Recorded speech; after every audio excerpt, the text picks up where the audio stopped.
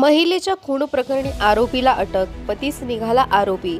दिनांक 8 ऑगस्ट रोजी दुपारी कोपरगाव शहरातील डाऊज भागातील उमरी नाल्या काठावर अर्धवट जाळलेल्या अवस्थेत एका महिलेचा मृतदेह आढळून आला होता।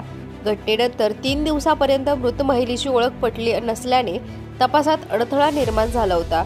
यावर कोपरगाव शहर पोलीस ठाणे व ग्रामीण पोलीस ठाण्याचे अधिकारी व कर्मचारी यांनी संयुक्त तपास मोहीम राबवली। अखेर तिसऱ्या दिवशी मृत महिलेची ओळख वनिता उर्फ वर्षा हिरामन हरावत उर्फ मोहिते राहणार नागपूर अशी पटली। या तपासात पोलिसांनी सावळी विहीर येथून एका आरोपीस ताब्यात घेतले आहे।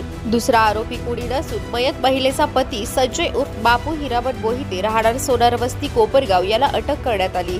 मात्र त्याच्यासोबत खुनात सहभागी असलेला बेहुडा नाना गजानन मोहिते हा मात्र फरार झाला असून पोलीस त्याचा शोध घेत आहेत। यावेळी पोलिसांनी त्याला विश्वासात घेऊन चौकशी केली असता पती संजय मोहिते यांनी थरकाप उडवणारी कबुली दिली आहे। पहिली पत्नी वनिता हिला नागपूरहून फूस लावून बोलावून घेतले व तिला कोपरगाव शहर हद्दीतील डाऊस गावाजवळ उमरी नाल्या काठाच्या निर्जन स्थळी नेऊन साथीदाराच्या मदतीने तिचा गळा दाबून निर्दयीपणे खून करण्यात आला। त्यानंतर पुरावे नष्ट करण्याच्या उद्देशाने मृतदेह जाळण्याचा प्रयत्न केला, मात्र मृतदेह पूर्णपणे जळू न शकल्याने हा प्रकार उघडकीस आला। पोलिसांच्या म्हणण्यानुसार आरोपींनी हा खून कौटुंबिक त्रासाला कंटाळून पूर्वनियोजित कट आखून गुन्हा केला असल्याची माहिती शिर्डी उपविभागीय पोलीस अधिकारी शिरीष वमने यांनी पत्रकार परिषद घेत दिली।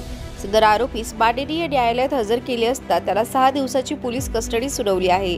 या गुन्ह्याचा तपास पोलीस अधीक्षक सोमनाथ गार्गे, पोलीस उपअधीक्षक सोमनाथ वागचौरे, डीवायएसपी शिरीष वमने यांच्या मार्गदर्शनाखाली पोलीस निरीक्षक रामकृष्ण कुंभार, सहाय्यक पोलीस निरीक्षक किशोर पवार, पोलीस उपनिरीक्षक दीपक रोठे, पोलीस उपनिरीक्षक दीपक सुन्ने, पोलीस कॉन्स्टेबल बबन तमनर, गणेश काकडे, दीपक रोकडे, इरफान शेख, अशोक शिंदे, श्रीकांत कुऱ्हाडे, यमनाजी सुब्बे, प्रवीण घुले यांनी केला। ब्युरो रिपोर्ट, सम्राट न्यूज, कोपरगाव।